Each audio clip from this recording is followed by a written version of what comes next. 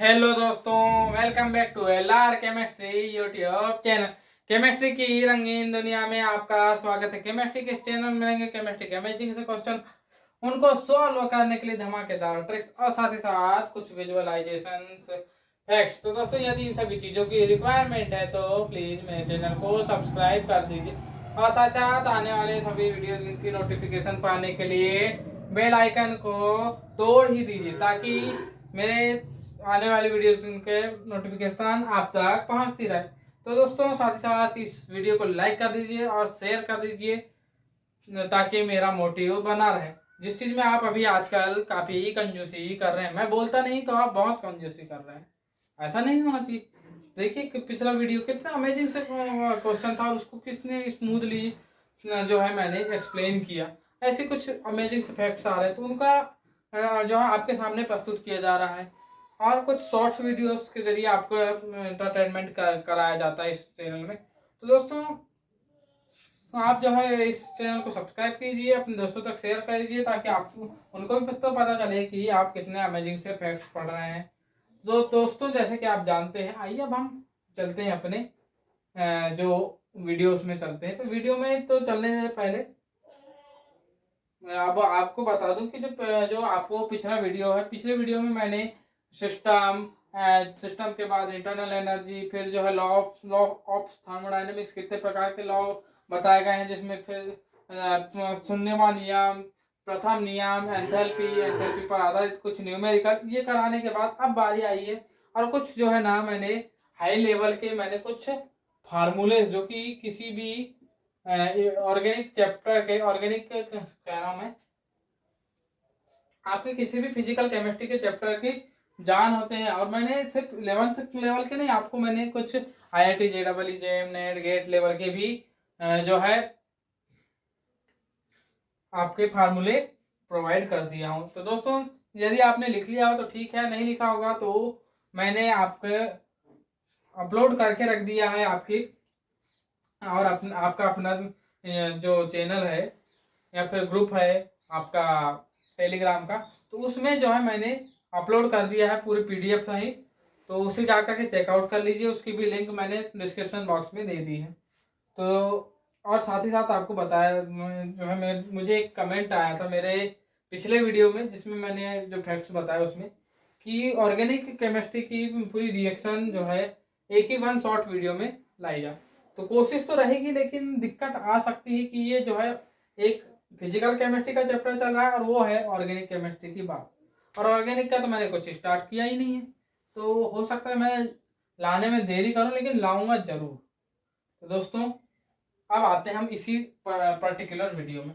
तो जो ये है आपका पार्ट 10 है, जिसमें कि अब हम बात करेंगे सेकेंड लॉ ऑफ थर्मोडायनेमिक्स की।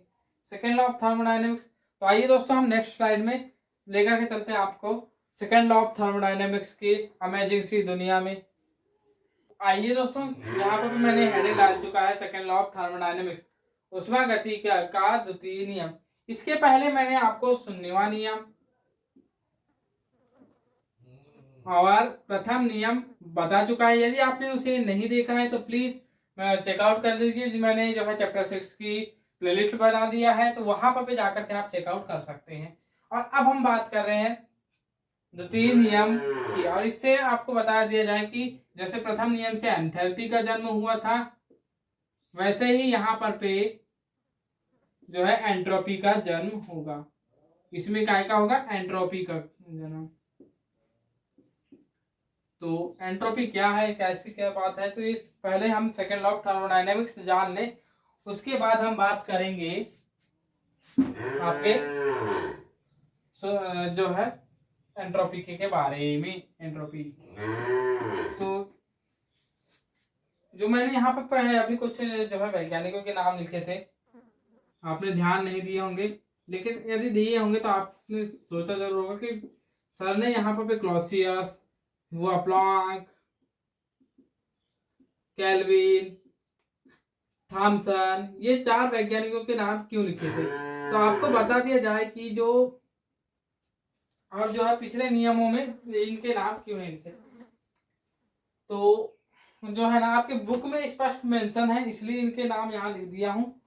बाकी नहीं तो आपको बता दिया जाए कि जो पिछले 2 नियम से, शून्यवा नियम हो चाहे प्रथम नियम हो, चाहे ये द्वितीय नियम हो, चाहे वो तृतीय नियम हो, तृतीय नियम में भी कोई मेंशन नहीं है स्पेशल वैज्ञानिक का नाम। लेकिन जो है ये नियम इन्हें समझे कि आपकी कोई एक स्पेशल वैज्ञानिक ने दिया था, प्रथम नियम, द्वितीय नियम, ये कोई भी, तो ये एक वैज्ञानिकों की श्रृंखला आई और वो नियम देते गए और फिर वहीं से कोई एक स्पेशल परिभाषा बनाते गए लोग, और फिर जो है उसी परिभाषा को लेकर के चलते गए। तो यहाँ पर लेकिन हुआ ये कि यहाँ पर पे कुछ परिभाषाएं ऐसी रही जिनको कि वैज्ञानिकों ने मतभेद रहा उनमें। तो मतभेद रहने की वजह से एक स्पेशल परिभाषा नहीं निकाल पाए, लेकिन फिर भी मैंने इसकी एक स्पेशल परिभाषा निकालने की कोशिश की है इन सभी चारों वैज्ञानिकों की परिभाषाओं को मिला करके। तो वो परिभाषा कुछ इस प्रकार है,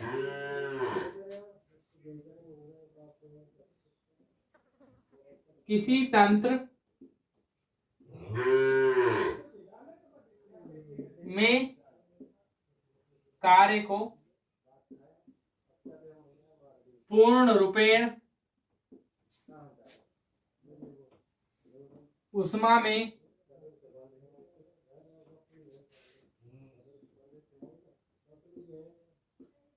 परिवर्तित किया जा सकता है, कर सकते हैं, किंतु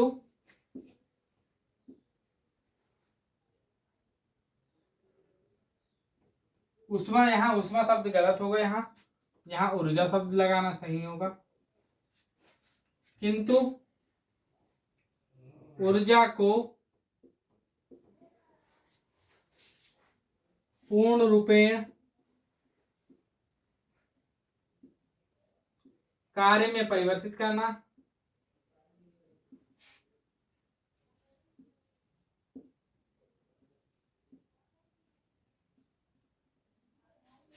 करना असंभव है।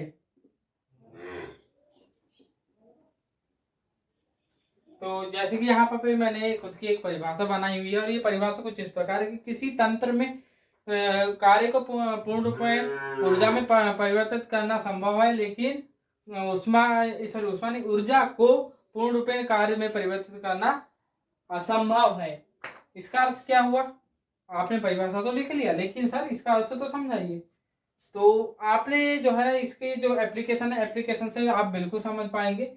जो है डायरेक्ट तो समझाना मुश्किल है मेरे लिए। यदि एक प्रकार से कहा जाए कि कोई अगर से कार्य, कोई ऊष्मा है, सॉरी किसी कार्य के वजह से कोई ऊष्मा 100% बन रही, लेकिन उस 100% ऊष्मा की वजह से, ऊष्मा नहीं ऊर्जा की वजह से 100% कार्य हो, ये संभव नहीं है। ये देखिए आपको जो है ना, आप जो है अभी जो सबसे ज्यादा रिलेट होंगे वो है आपकी बाइक से। इसमें जो है आपको बाइक के रिलेशन से आपको बिल्कुल समझाना आसान होगा। तो बाइक में कैसे, बाइक में आप क्या डालते हैं? पेट्रोल डालेंगे कुछ। तो पेट्रोल जो है आपने काय में इंसर्ट किया? बाइक में। पेट्रोल क्या है? एक प्रकार का ईंधन है।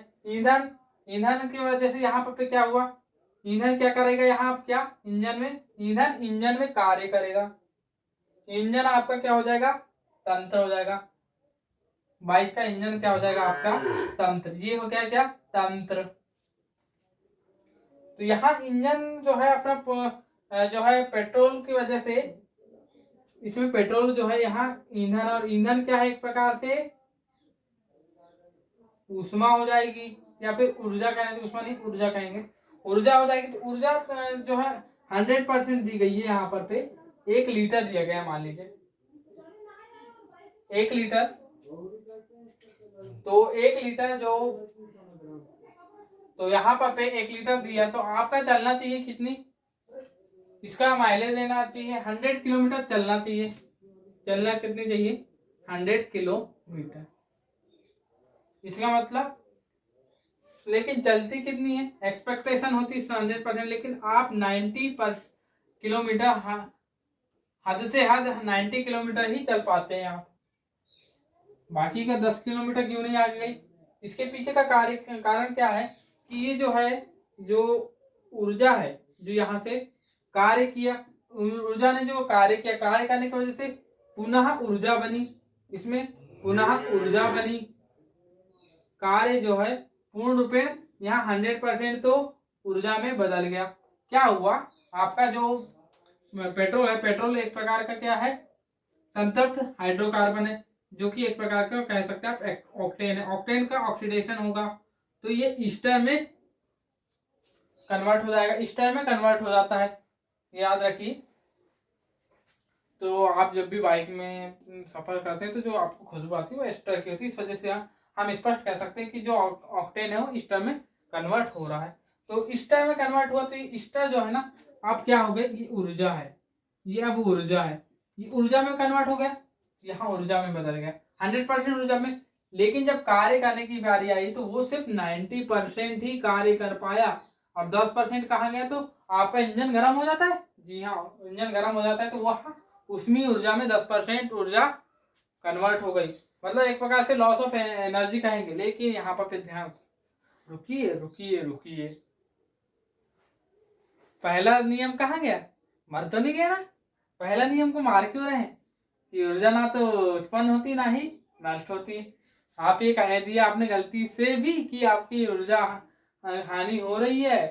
जी हाँ, आप कहाँ प्रथम नियम को मार नहीं सकते, प्रथम नियम की ऐसे नहीं कर सकते, वो बिल्कुल अपनी जगह में स्टेबल रहेगा। तो क्या होगा कि ये जो ऊर्जा में हानि हो रही है वो उसमें ऊर्जा में कन्वर्ट हो जाएगी, उसमें ऊर्जा में, उसमें ऊर्जा में कन्वर्ट हो जाएगी। तो इस तरीके से जो है ना 100% 10% उसमें ऊर्जा में कन्वर्ट हो गई और 90% कार्य में। लेकिन जैसे आप रिटर्न लेना चाहेंगे, मान लीजिए जैसे भी आप अगर मान लो कार्लो साइकिल के तरीके से इसका यूज करते हैं, कार्लो साइकिल मैं अभी यहाँ नहीं समझाऊंगा, अगर मैंने नहीं समझा दिया तो आपका 12th का मासा क्या समझाएगा।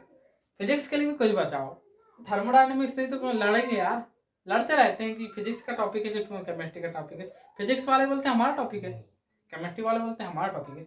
अरे लड़ो मत यार, हम बांट देते हैं ना, कुछ टॉपिक आपको दे देते, चलो लीजिए करिए, मौज बनाएंगे, मना ले बिल्कुल। तो कार्नो साइकिल का एक रूप मान लीजिए। तो जो बची हुई ऊर्जा है, जो ऊर्जा जो कार्य में परिवर्तित हुई, उसको आपने रिटर्न जो है करने की कोशिश की, तो यहाँ सिर्फ 90% मिलेगी, रिटर्न करेंगे तो 90% मिलेगी। इस प्रकार से कह सकते हैं कि सेकेंड लॉ ऑफ थर्मोडायनेमिक्स कार्य करता है। और मुख्य रूप से ये कार्नोट साइकिल, कार्नोट नाम के आपके एक जो है वैज्ञानिक थे, इन्होंने एक हाइपोथेटिकली चक्र का निर्माण किया था जिसमें कि 100% एफिशिएंसी वाले, क्या कहना चाहिए हमें, 100% एफिशिएंसी वाले एक इंजन की उन्होंने कल्पना की थी, उस पर आधारित रहेगा। तो उसी के जैसा थोड़ा सा मान सकते हैं। तो उसकी पूरी अध्ययन आप 12th की फिजिक्स में पढ़ेंगे, थर्मोडायनेमिक्स का एक चैप्टर है उसमें। तो यहाँ से हम अब आगे बढ़ते हैं, बात करते हैं अब एंट्रोपी की। तो एंट्रोपी कहाँ से है? तो यहाँ क्या हो रहा है कि जैसे ऊष्मा में परिवर्तन हो रहा है, तो कहीं ना कहीं जो है आपकी ऊष्मा में परिवर्तन होने की वजह से जो है आपके बाइक के इंजन हुआ या फिर कोई आपका तंत्र में अव्यवस्था बढ़ जाती है। अव्यवस्था बढ़ जाती है तो अव्यवस्था को मापने के लिए कोई इकाई होनी तो चाहिए। अव्यवस्था तो बढ़ गई, बोलेंगे कोई भी चीज हो, गर्म होगी तो भैया अस्त व्यस्त तरीके से इधर उधर हो चले जाएगी। वही अस्त व्यस्त तरीका ही क्या कहलाता है आपका? एंट्रोपी। अस्त व्यस्त तरीका ही क्या कहलाएगा? एंट्रोपी। तो एंट्रोपी पर आते हैं, चलिए।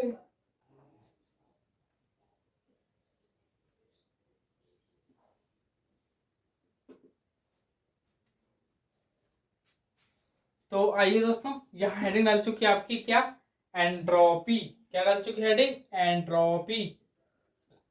तो एंट्रोपी, जैसे कि मैंने परिभाषा डायरेक्ट ही बता दिया कि तंत्र की अव्यवस्था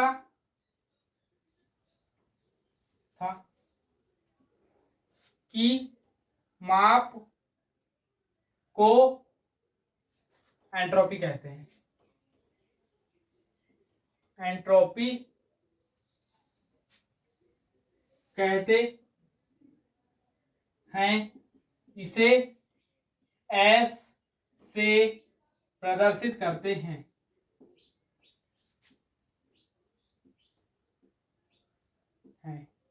ये लीजिए, राइटिंग समझ में नहीं आए तो मैंने बोल चुका है, उसी से लिख लीजिएगा कि तंत्र की अव्यवस्था की माप को एंट्रोपी कहते हैं, इसे एस से प्रदर्शित करते हैं। ये लीजिए, तो यहाँ पर आप नोट करके एक शब्द लिख सकते हैं कि एंट्रोपी की एग्जैक्ट वैल्यू निकालना संभव नहीं है, इसे भी परिवर्तन के रूप में ज्ञात किया जाता है। यहाँ ऊर्जा है एक प्रकार की, एंट्रोपी एक प्रकार की ऊर्जा है, और ये ऊर्जा की माप है, मतलब एक प्रकार की क्या है, ये एक प्रकार की क्या है, इकाई है, एक प्रकार की क्या है, यूनिट है। और यूनिट जो है आप डायरेक्ट तो निकाल सकते, लेकिन ये किसकी यूनिट है, ये एक प्रकार की ऊर्जा की यूनिट है, और ऊर्जा डायरेक्ट तो निकलती नहीं है, वो तो परिवर्तन में निकलती है, इस वजह से ये भी आपकी परिवर्तन में ही निकलेगी। और जो इसका जो सूत्र बनता है डेल्टा एस बराबर क्यू अपॉन डेल्टा टी,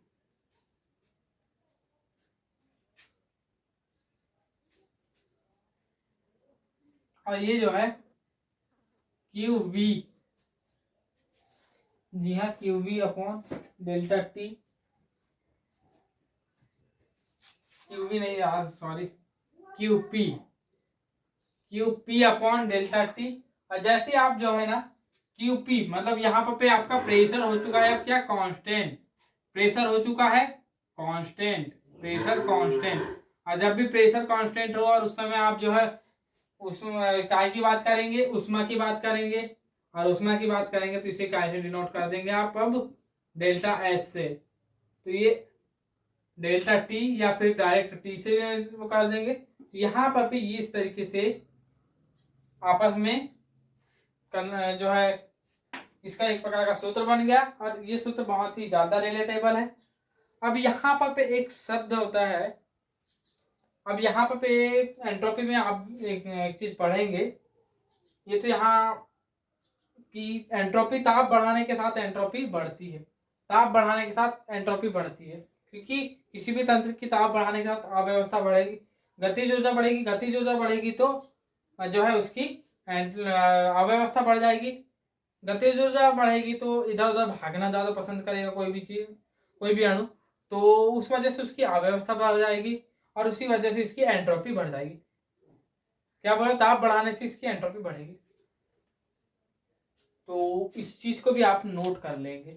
अब आते हैं हम इस पर आधारित एक न्यूमेरिकल कर लेते हैं। न्यूमेरिकल कुछ इस प्रकार है। तो आइए दोस्तों हम बात कर रहे हैं अगले न्यूमेरिकल की, जिसमें कि कहा जा रहा है कि 1 ग्राम बर्फ को 273 केल्विन ताप व 1 एटीएम दाब पर वह जल में परिवर्तित हो रहा है, तो एंट्रोपी ज्ञात करना है यदि डेल्टा एच की वैल्यू इस प्रकार दी हुई है, जो कि डेल्टा एच की वैल्यू 6.025 किलो जूल पर मोल। तो यहाँ पर पे एक चीज, सबसे पहली बात तो कैसे पता करेंगे कि यहाँ पर पे एक स्थिर दाब की बात है। स्थिर दाब की बात जो है पता करने के सबसे बेस्ट वे जो दिया हुआ है कि यहाँ अवस्था परिवर्तित हो रहा है, बर्फ यानी ठोस से द्रव में परिवर्तित हो रहा है, इस समय जो है आपका दाब स्थिर होता है। ध्यान रखिए, अवस्था परिवर्तन के समय दाब स्थिर होता है। तो आइए, तो अब भी आपने कुछ देर पहले आपने एक सूत्र पढ़ा है, क्या सूत्र पढ़ा है, डेल्टा एस बराबर डेल्टा एच अपॉन टी, जो कि डेल्टा एच दिया हुआ है आपको 6.02325 है, 6.025 किलो जूल पर मोल दिया हुआ है, इतना दिया हुआ है बटे में 273। लेकिन फिर भी यहाँ पर पे आप इसे जूल में कन्वर्ट कीजिए, जूल में कन्वर्ट करेंगे तो 6, ये पूरा जो है इसके बटे में 273 आ जाएगा जूल पर मोल, ये हो गया। इसे ही जब कन्वर्ट करेंगे तो 22.1 जूल पर मोल, जूल पर मोल हो जाएगा डेल्टा एस बराबर। लेकिन आपको क्या चाहिए, ये तो मोल में आ रहा है, तो आपको चाहिए क्या, 1 ग्राम में, और ग्राम में चाहिए तो आप जो है 1 मोल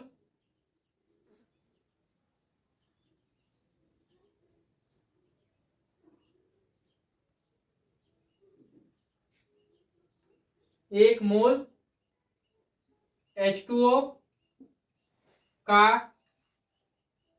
द्रव्यमान कितना होता है?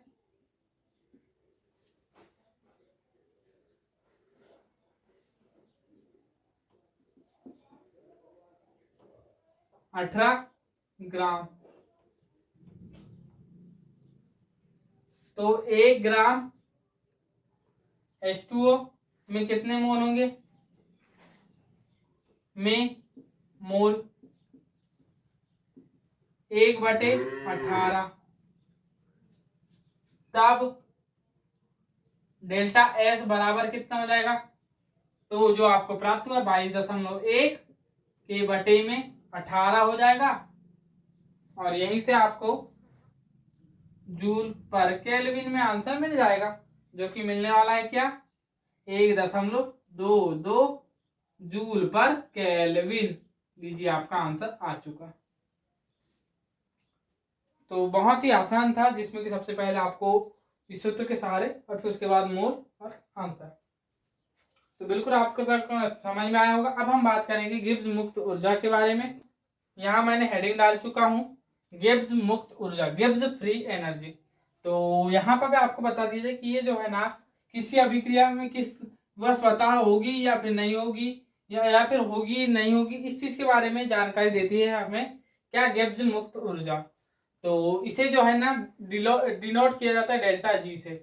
डेल्टा जी से डिनोट किया जाता है, और डेल्टा जी का मान जितना ज्यादा ऋणात्मक होगा, डेल्टा जी का मान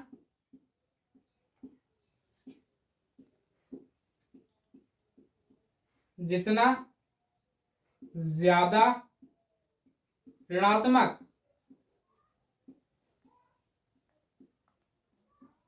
अभिक्रिया उतनी अधिक स्वतः, उतनी ही अधिक स्वतः।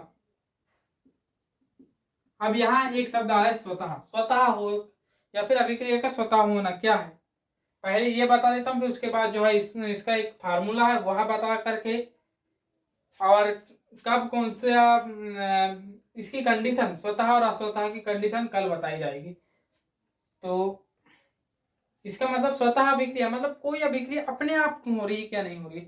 जैसे किसी कैंडल का जलना, कैंडल का एक बार जला दिया मान लो, तो वो लगातार जब तक वो खत्म ना हो तब तक जलती रहेगी।